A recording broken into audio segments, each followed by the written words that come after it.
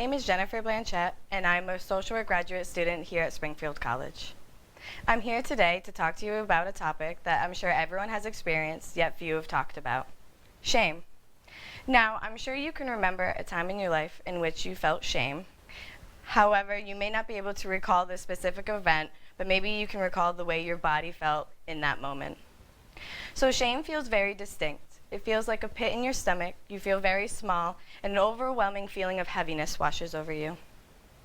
Shame is a part of the human experience. So what that means is that as humans, we are predisposed to shame.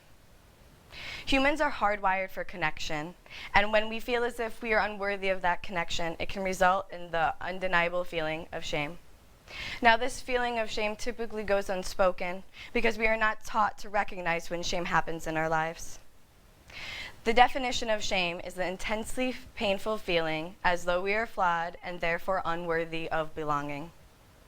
Now, this definition is provided by Brené Brown, and she has spent her whole life dedicated to researching the shame experience in women in particular. Now, a part of that research, she has also solidified the difference between guilt and shame.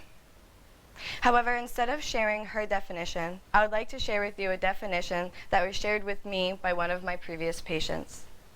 You see, as a social worker, I have the opportunity to work with many intelligent and intuitive individuals, one of which who shared with me her thoughts on shame and the difference that it plays in guilt. So what she shared with me, she said, guilt is attached to a feeling, whereas shame is attached to the thought of self. It was in that moment that she was able to capture the essence of what shame and guilt really is. When we feel guilt, it's typically when we act out of line of our values, and that motivates us to change our behavior, to act differently. However, when we feel shame, we feel as if we are inherently bad and therefore unworthy of trying again. So it's important that we can recognize the difference between guilt and shame, because that is when we can intervene with it. I would like to share with you a little bit of my shame experience. I am a recovering perfectionist, and what that means is that my shame told me that I was not good enough, that I was not worthy of love and connection unless I did things exactly perfectly. And that affected the expectations that I have for myself and my ability to function within the world around me. My whole life I had this heavy feelingness attached to me, and I wasn't quite sure what it was. For the majority of my life, I thought it was guilt. However, it never really seemed to quite fit what I was feeling. I'm also a chronic illness warrior, and I have been a part of this since I was 13 years of age. At 13, I was diagnosed with Lyme disease. And then at 18, I was diagnosed with ulcerative colitis. And for those of you who don't know, that is a disease that attacks your large intestine. At 19, I was diagnosed with depression and anxiety. And at the age of 24, my diagnosis of ulcerative colitis was changed to Crohn's disease. It was when I was able to identify when I felt shame in those moments that I was able to really recognize what was happening for me. It was when I was able to really identify that I was able to begin to build my shame resiliency and build the trust that I had within myself that was taken away from me.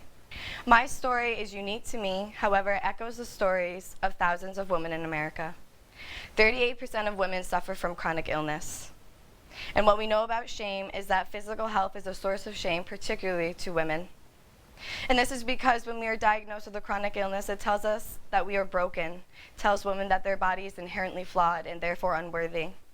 And because of this chronic illness, it causes people to continually operate within the medical system. Whether they choose to disengage or engage, at some point they will be forced to reckon with the medical system. And this can be damaging because, as these women explain, is that the medical system is a breeding ground for shame. So I'd like to take you back to 5th grade science class with the water cycle. So the water cycle effectively demonstrates how water moves throughout our atmosphere and into our earth, and vice versa. It can also mirror the way in which an individual moves throughout the medical system.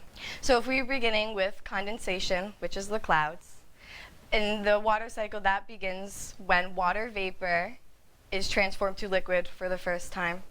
At this point, this is how the individual presents at baseline, meaning this is how they are before their illness began to take over.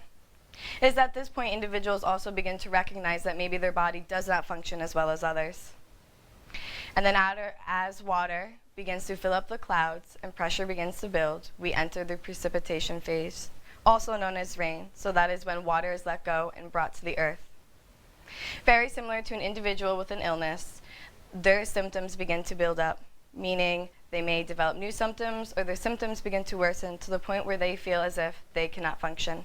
And when that happens, it causes them to move into the medical system. And at this stage, the water is being collected at the Earth's surface. It is calm, it is steady, and it is slightly moving. Just like an individual, they may start at their general practitioner, who refers them to various specialists to gather the information they need to understand what is happening inside of the body. Then at some point, that water movement begins again through evaporation. The water is being brought back up into the environment so it can start this process again. This is where an individual may enter their treatment phase of their chronic illness journey, such as looking at different medications and or holistic life changes that they can make to help better their condition and eventually get them back to baseline. However, shame can deter individuals from doing so and can cause them to be stuck at certain areas that we have discussed, such as the condensation stage, precipitation, collection, or evaporation. Engaging in the medical system is supposed to be an empowering experience for women. However, many of them find that it is harmful to their self-identity and their ability to trust in themselves. So again, I would like us to look back at the water cycle and look at in between these phases or in these stages where shame can occur and what that looks like. So again, looking at condensation to precipitation, where an individual is at baseline and is beginning to notice the symptoms, we begin to see the internalized shame, which looks and sounds like this. Is it in my head? Or am I making it up?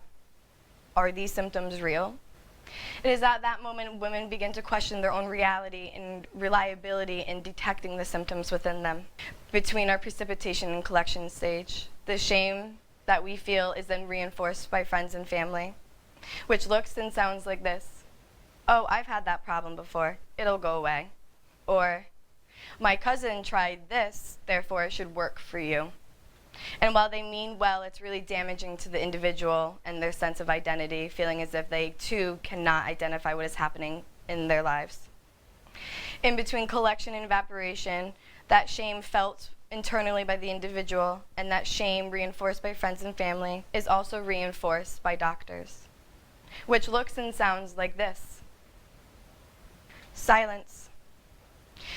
When individuals, particularly women, begin to tell doctors of their pain, they are met with just that, silence.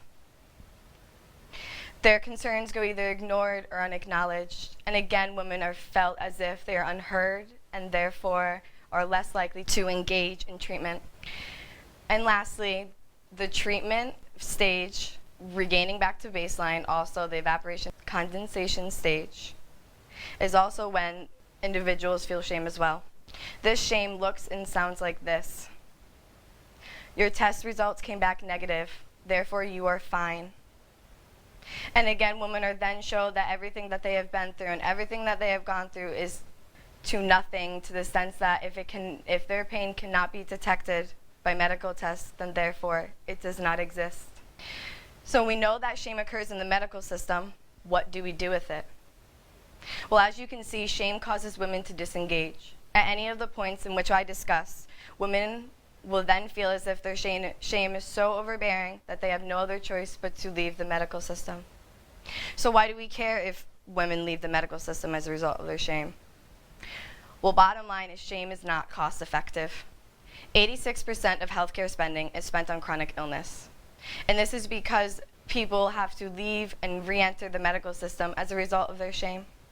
And as we know, with many illnesses, they do not get better over time. In fact, without treatment and medical attention, they tend to get worse. And so when an individual is forced to reckon with the medical system, they typically find that the treatment they have to endure is either longer or they have to endure other treatments that may be more invasive than what they could have needed necessarily before. And so what I'm saying to you is that managing women's shame can decrease medical spending. And not only will it benefit the individual in which the medical system is meant to help, it will also take away the burden felt by the medical system. So what do we do with the shame and how do we manage women's shame? So what we know about shame is that people who feel shame tend to shame others. And so medical professionals who engage in shaming behavior may do so because they have shame in regards to their own expectations set forth by their profession. We tend to forget that sometimes these medical professionals are also human, and because they are also human, they can also feel shame. This notion can also be extended to our friends and family. When we are experiencing shame, it can be challenging for us to notice the shame in others.